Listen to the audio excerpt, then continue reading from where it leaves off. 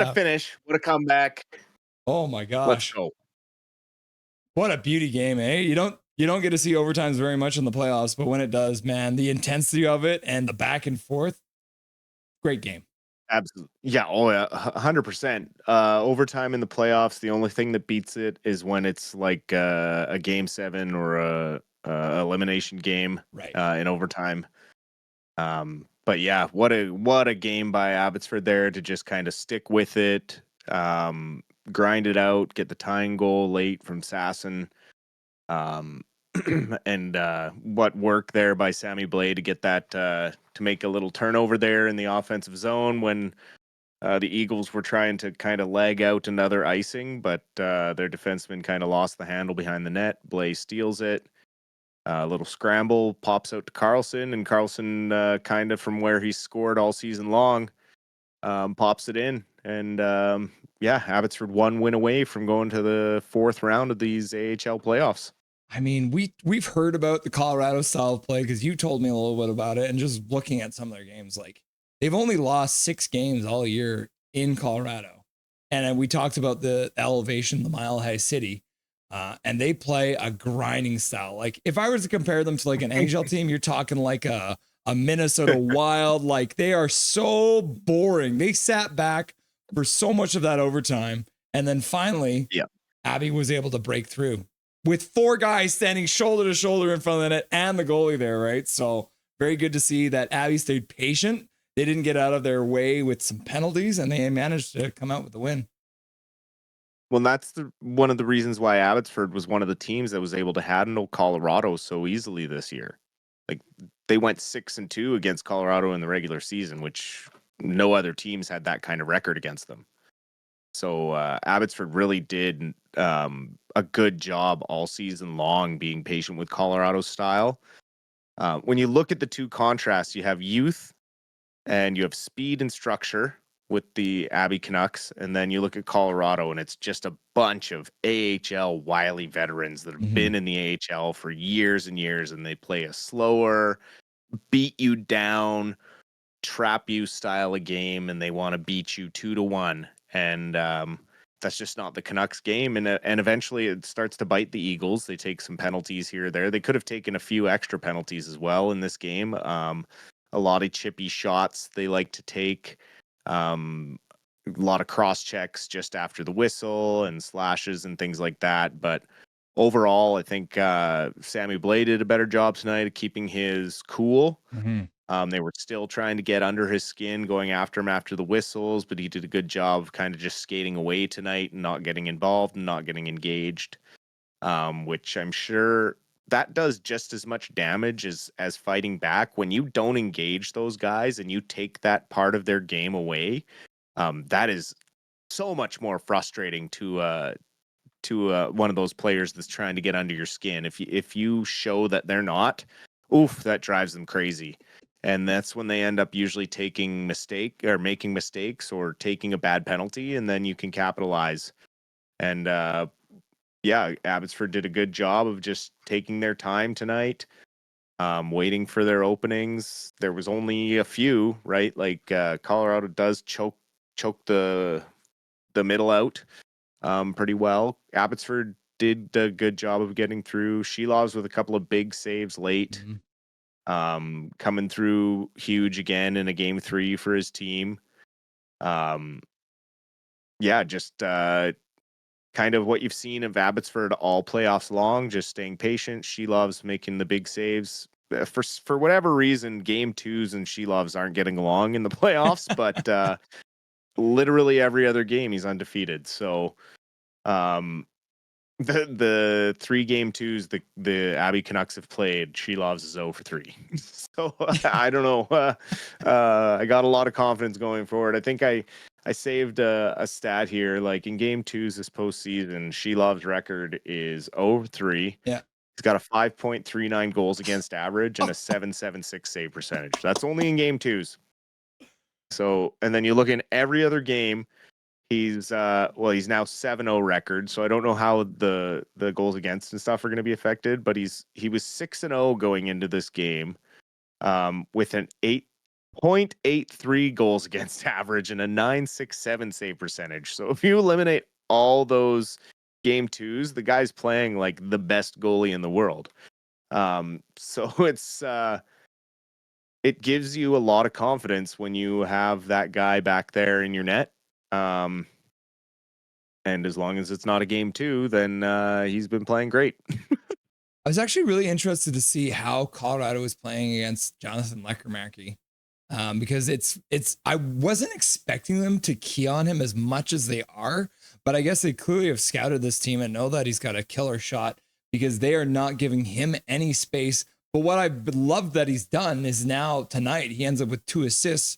He's that classic, I call it the Wayne Gretzky syndrome, right? I'm so good, I'm going to draw people to me. I'm going to find the open man. He sets up both Victor Mancini and Max Sasson for the first goal of the game and the tying goal in the third period. So huge game for Lekkerimäki. Even though he didn't find a goal, he found 2 assists. Well, and you see the growth with him kind of every game.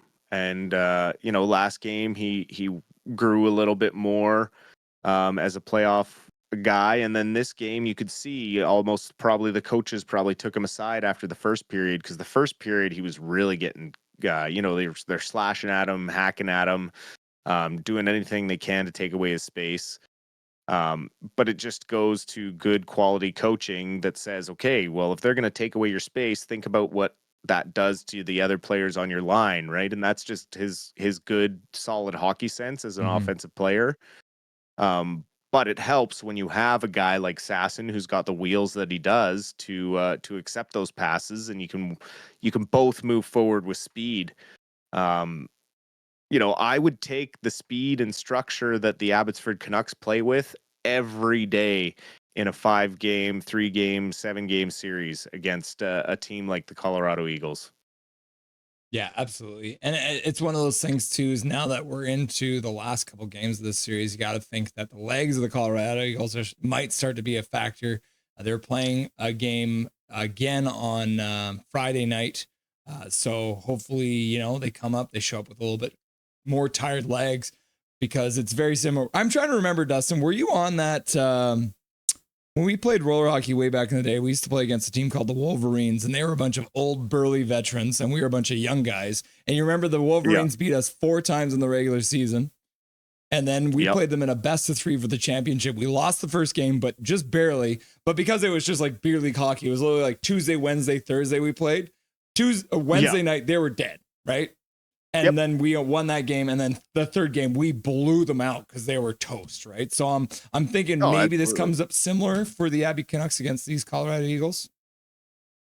Yeah, we'll see what happens. I mean, all the pressure now is on the Eagles, right? And if Abbotsford can just play their game, if Silovs can be solid, only one kind of soft goal off the edge there, the first goal that Silovs let in tonight, probably not another one that's not the greatest look. If he plays the way he's kind of played the entire playoffs, these guys are going to have tons of confidence to just play their structure, just get through these guys and be the Pacific Division champions. Well, the Colorado Eagles are upset about this because they did not show a replay for the overtime goal on their broadcast. So yeah, they went straight to black. They didn't even update the scoreboard, nothing. They just cut right to the what was the show, the gangster show, where they cut to black at the very end. Nobody knows what happens. The Sopranos. Yeah, the Sopranos. Yeah. So looking back on the game, I believe it probably is the Colorado Eagles broadcast team that did pick the 3 stars. But if you're picking the 3 stars for tonight's game, Dustin, who are you giving the 3 stars to? Oh, if I'm picking the 3 stars tonight, I am probably giving one to I'm probably giving one to Jake Wise, who had a pretty good game tonight. For the Eagles, I'm giving one to Silovs for a really good game. He had a couple solid saves. I mean, he made 35 of 37 saves. And then I'd probably it's American, so they're going to give one to Linus Karlsson, but I'd give it to Lekkerimäki for his 2 assists. But because it's a game winner, they're probably going to give it to Linus. Yeah, well, and it's AHL, so it's even a little more bush league than we're used to. They actually end up giving it over to Linus Karlsson gets the first star for the game winner. Jake Wise, sure, you're right on that, and then John Woodwig because he got a goal. But it's like that's all he did. I didn't hear his name for the rest of the game other than taking penalties. So I definitely would have given it to Silovs instead. Yeah, Jake Wise, I just mostly because I feel bad because he got his lights turned out by Nielsen there late in the game. Yeah, very A funny. la Bure on Churla, a little bit of a high hit, but no replay on it, so doesn't bother me none. Yeah. Oh, and it's another night too where I think there was probably a couple calls on either side of the puck that could have gone either way. Like there was one play, I think it was in overtime, where Lekkerimäki just cross-checked someone down in the offensive zone, and they didn't call it, thank goodness, but it could have easily been a call on Lekkerimäki in the overtime period. Yeah, there was a lot of stick work both ways, a lot of chippiness after the whistles, and I mean the refs are letting it happen, right? By not calling very much. So we will see we'll see what happens on Friday. I'm sure Colorado's going to look at that Nielsen hit as motivation going into Friday night. If Abbotsford starts to get quite ahead, Colorado kind of strikes me as a team that's going to be a pain in the butt. Especially that TJ Tynan. I mean, he's been all over Sammy Blais, like just giving them the Reiki cross checks in the back after every moment he can. And I mean that just wears on you.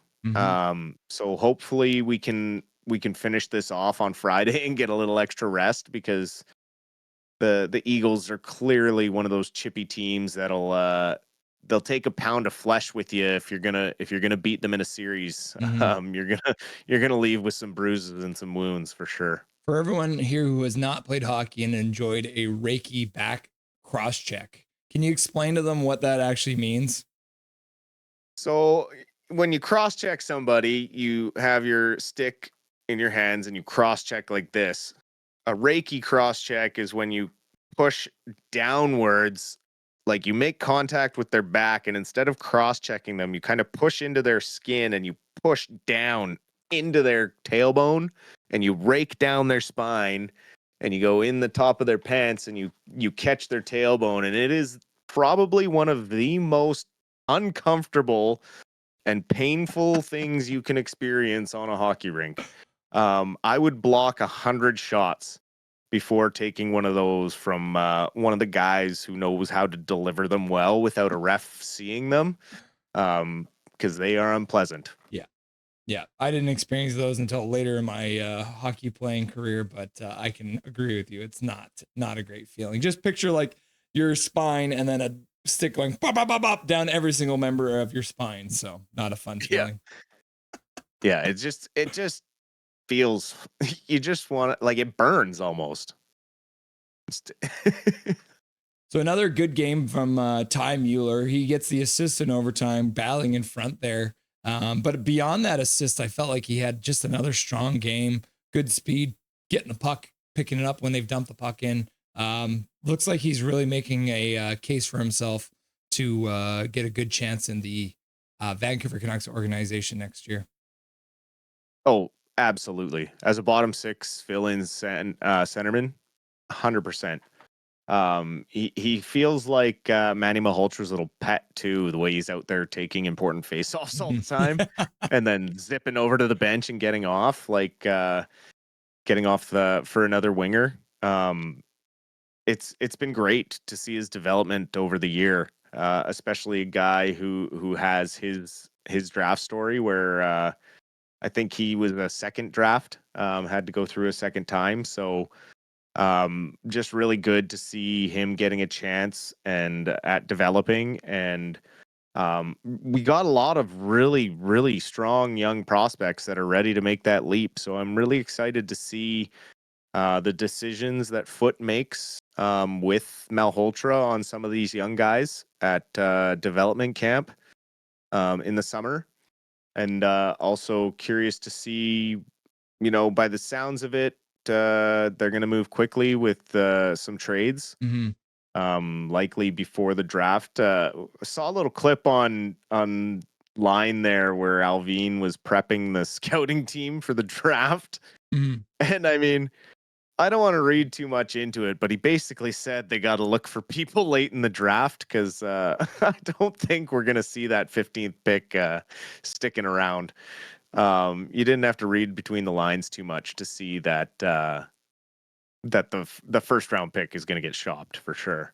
Now, correct me if I'm wrong. I'm excited to see what happens. I feel like we didn't see Kudratsev in tonight's game. Do you know why is he dealing with an injury, or I guess it's the AHL? Like they don't tell us anything. They just put out the lineup, and because Kudratsev ends up not playing tonight. I think they brought in Wolanin because he's a little bigger bodied and can handle that physical play of the Eagles a little more, and he can still move the puck. But he's a little more willing to kind of get in there, mix it up, protect Silovs a little better. He's a bigger body. You need that bigger size against this Eagles team. And then also Klimovich got back in a top 6 role, which was nice to see. I like not seeing him buried on the 4th line. He's missed 4 games though, and you can see there was a little rust there. But I'm happy to see him back in the lineup, and hopefully this is the lineup we go with on Friday night as well. They did play quite well. I mean, you're just looking at a first place and a second place team in the regular season going head to head. And hopefully Abbotsford can have that edge just like they did in the regular season. Yeah, it's been good to see some really good hockey. It's been a lot of fun to watch so far. And hopefully there's only one more game in this series. We can win everything on Friday, because if not, then we have to watch a game at 2:00 on Monday in the middle of the afternoon, which is like gross. Yeah, it's a Memorial Day in the States, so they've decided to schedule it in the middle of the afternoon, which is pretty random. Well, what can you do? Take the day off work, which is exactly what I did. Exactly. There's worse things to do at 2:00 on a Monday afternoon. Exactly right. Oh my goodness. So again, just Manny Malhotra making the case for him to be an NHL coach. That's like we talked about, the slight adjustments to his roster. Slight adjustments to the playing style, and the Canucks come up with a big win. Yeah. No, he doesn't panic. It's minor adjustments, little tweaks to the game plan, and like you said, they have to be patient and wait for the mistakes to open up, and that's what they did tonight.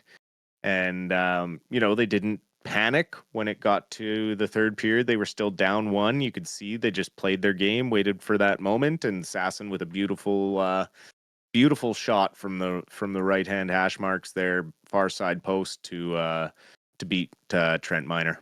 Yeah, so good. So the game will be on Friday night. It's gonna be another 6:05 start because they like to be weird down there in the AHL. But we will be live. Are you going to be around for that game, good sir? I will be here for you. Perfect. Awesome. So we will be live. Another sort of doubleheader. This is chaos, Dustin. I'm calling 2 games. I'm calling 2 games at the same time.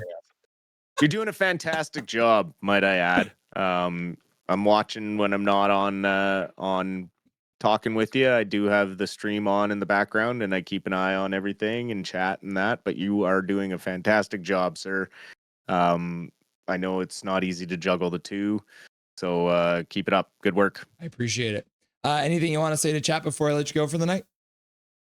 Chad, thank you for hanging in there tonight. I know it's always a long one when it was a close one. We were almost going to double OT there. Even I was starting to nod off a little bit here or there. So appreciate everyone hanging in there for the duration of the stream.